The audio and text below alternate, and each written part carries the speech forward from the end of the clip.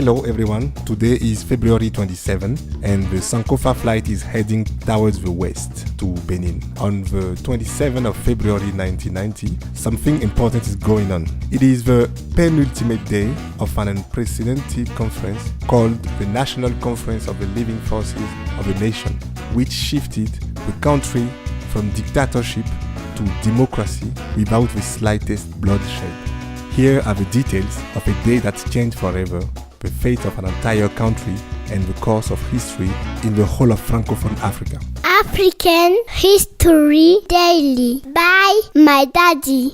The idea of a conference that would allow Benin people to consult and find a solution to save their country seemed to have been evoked the first time in 1989 at Versailles in France.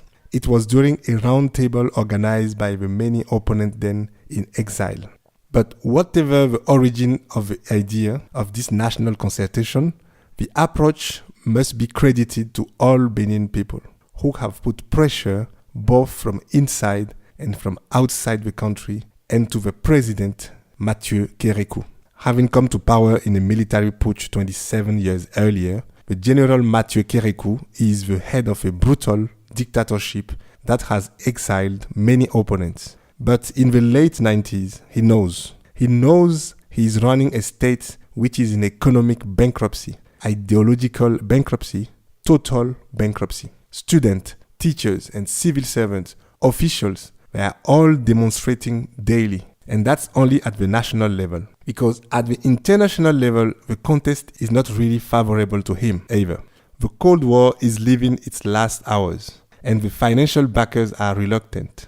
Calls to respect human rights are multiplying. The government is now cornered, and the civil war is likely to start. In this context, such conference looks like a great way out. But when one looks closer, it is actually looking more like an experiment, a very risky adventure, since it had never been tested before in such format, in such context, and in Africa. The conference begins on the February 19, 1990 with some 500 delegates, including representatives of civil society, opponents in exile, all former president of Benin, and army figures, including former coup leaders. Every day, during 10 days, there is a palpable tension in the room. Discussions are happening under the constant threat of the army, to a point that each morning, participants actually say goodbye to their families, given the uncertainty of a return in the evening. The debates are lively, broadcasted live on the national media. The President, Mathieu Kerekou, is kept informed of the progress of the work, so that he has the possibility at any time to stop everything. But he will not do anything. On the contrary, on the last day of the conference, he accepted the roadmap proposed by the Sovereign Conference. He accepted to step down after elections. General jubilation, relief, and emotions. In summary, a lot of ink, sweat, and tears, but not a drop of blood will have been poured to change a system and destiny. Benin, with its president, have just made history for this peaceful transition from dictatorship to democracy. A few months later, when in June 1990, the French president, François Mitterrand, invited his peers from the francophone African countries during his now famous speech of La Baule to move towards democracy, the Benin people are proud to have already taken that step to find within their own womb the strength to reinvent themselves without slaughter. A transition model that will be repeated in several of neighboring countries with more or less success.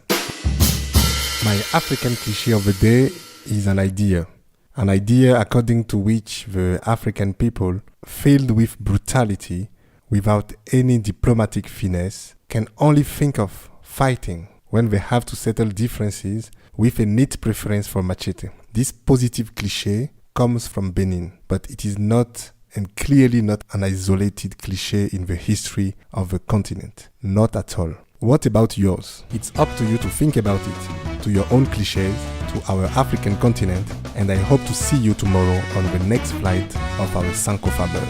Thank you.